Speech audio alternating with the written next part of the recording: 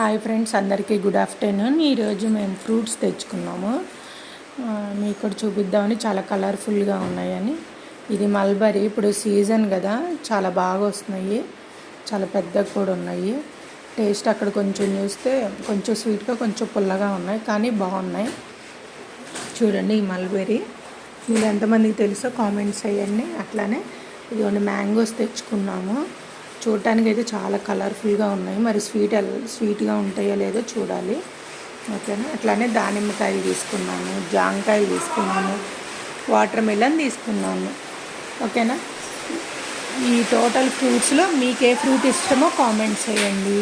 నాకైతే మ్యాంగో ఇష్టం, జాంకాయ ఇష్టం, ఇప్పుడు ఇది మల్బరీ కూడా ఇష్టం.